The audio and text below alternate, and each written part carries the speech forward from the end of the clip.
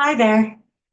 Today we're talking about if the nutrition information you're hearing might just be a lie, and I'm going to go into depth on some of the misinformation out there. Okay, so false information spreads about 6 times faster than the truth. It's like a virus. And why is that? Well, it has a lot of emotional appeal. So if you think about false information, it might promise quick fixes or miracle cures. And we might see headlines like lose 10 pounds in 5 days, or the one food that's making you secretly fat. And these headlines are really crafted to grab your attention quickly. And misinformation, too, is also often very simplified. So it's easy to digest compared to the complexity of scientific evidence that takes longer to really establish and is also more nuanced, meaning that, um, it depends on the context whether something's true or not. It depends on how much of something you're having, all of that stuff. So false information is often quick and easy. And then confirmation bias. What does that mean? Well, a lot of times we want to share what we already believe in. So if we believe, hey, carbs are bad, we shouldn't be eating carbs at all, we're likely to share that information along, regardless of whether there is scientific evidence for it.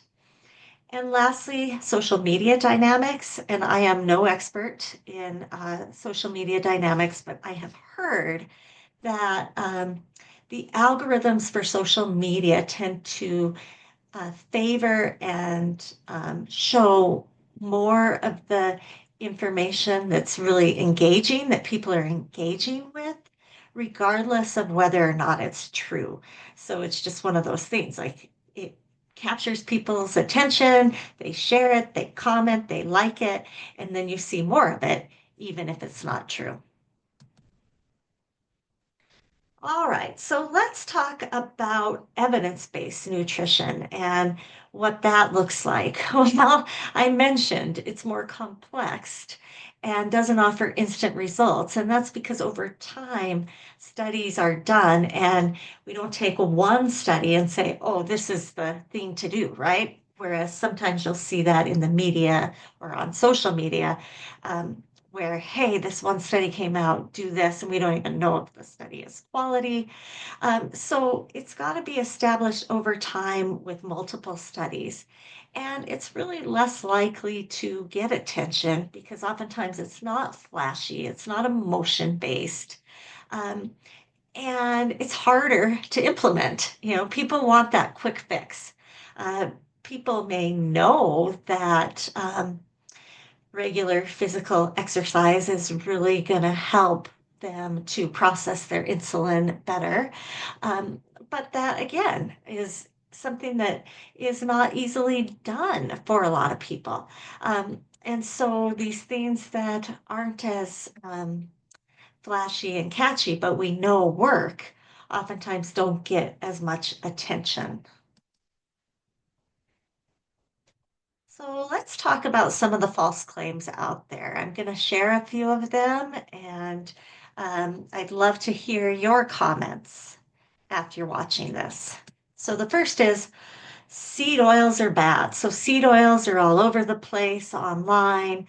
Um, and in certain cases, yes, seed oils are not ideal, are not something we want to be consuming a lot of.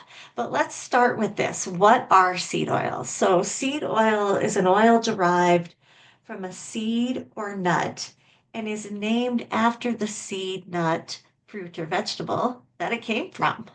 So canola oil is an oil that came from the seed of the canola plant. Peanut oil comes from the peanut. Flaxseed oil comes from the flaxseed, and so on. So claiming that all seed oils are bad is not true and misleading. And the reason is because certain seed oils are very healthy for us, but it depends on how they're processed. So, why are they claiming seed oils are bad, and why are they correct in some cases? Well, so seed oils tend to have more omega-6, a type of fatty acid, omega-6 fatty acids versus omega-3 fatty acids. And it's recommended that we get about 4 times the amount of omega-6 to omega-3, so like a ratio of 4 to 1. Well, the American diet has probably closer to a ratio of 10 to 1, at least certain reports have said this. So, a lot more of the omega 6s. So, we don't have a good balance of fatty acids in our system if we're eating a lot of these seed oils. And second, seed oils are often processed in a way that's maybe not very healthy or takes away some of the nutrition. So they are bleached, they are deodorized, chemical solvents are used to refine them in many cases. And this can remove things like the tocopherols, think vitamin D, the polyphenols, which act as antioxidants in our body. And antioxidants help our cells repair from damage. So it's really important to have these antioxidants. So, yes, if you're buying like the typical seed oils or eating a lot of processed foods, you're probably not getting a quality seed oil. So, what are more quality seed oils? Well, these are going to be oils that are cold pressed. They're more expensive. They're cold pressed, so they're refined without the use of chemicals. And they are have a higher balance of omega 3s too. And even if you have omega 6s, with the cold pressed oil, that's all right. I mean, it's fine to have that. We need some of that in our diet. So I like to have a quality flaxseed oil or a quality peanut oil, for example, as part of some of what I'm eating. But I choose mostly in my day to day, like an extra virgin olive oil when I'm using oils. Okay, let's move on to the next false claim, and that is that detoxes or cleanses rid the body of harmful toxins and cause rapid weight loss. So, is this true? Well, I'm just going to say no. So, our body already has um, the ability to rid itself of harmful toxins, and that's done with our kidneys and our liver. So, what's the best way actually to help our body with this? It's to eat a quality diet, to eat a lot of plant based, whole, high fiber foods, which are really good for our gut bacteria. They feed off of that. So, our good, healthy bacteria feeds off of these good, healthy, plant based, high fiber foods. And that helps us have a clean system a lot better than detoxing. So, um, what's some of the, I guess, dangers of detoxing? Well, if you do like an extreme detox with rapid weight loss or it goes for a long time, this could potentially cause nutritional deficiencies, metabolic disruptions. And so we just don't want that. We want to focus on healthy, quality foods consistently. And the next false claim, carbs cause weight gain. So again, this is nuanced, right? Just like the seed oils, sure, they're not good in some cases and good in other cases. Same with carbs, right? How many processed carbs are we eating? What are processed carbs? Things white flour, white noodles, like white rice, things that the good bran and the germ have been taken out of, like the grain of a wheat grain, that they take out the good fiber in the grain and just leave the more processed part of the grain. Also, sugar, is processed carbs, fruit juice is processed carbs, and eating like a diet full of that can absolutely lead to weight gain. It isn't good for inflammation, any of that stuff.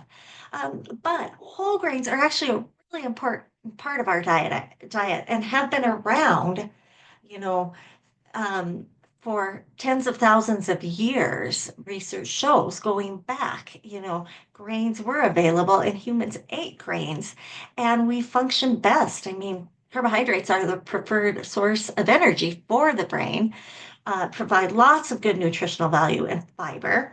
But it's the amount we eat and the types we eat. So we want to eat more whole grains, and there's a whole diversity of types of grains besides just like the wheat flour, right? So many barley, organic oats, quinoa, etc., that we could be including. And the last one I'm going to talk about is eating fat makes you fat. I think most people know this isn't the case, but this definitely was the prevailing wisdom maybe in the late 90s, early 2000s. And um, the reason being is that fat has over twice as many calories per gram of weight than carbs or protein. So when you eat fat, yeah, it's a more calorically dense macronutrient. So the macronutrients, carbs, protein, and fat, those are the three. And fat, has more calories per gram of weight. Having said that, that also helps really fill us up. It adds satiety. It makes us feel satisfied. It can keep us full for longer and help us actually be less likely to overeat. So I've seen research over the years where like people who ate nuts for a snack do better and eat less than if they're eating something like pretzels for a snack. So we definitely want to be including fat. Fat has essential fatty acids in some cases that our body can't make. So we really need to have fat as part of our diet as well.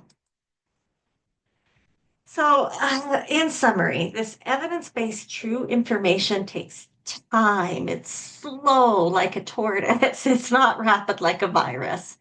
And I just really encourage all of you to critically assess nutrition information and consult reliable science backed sources. I mean, most people are getting their news on social media.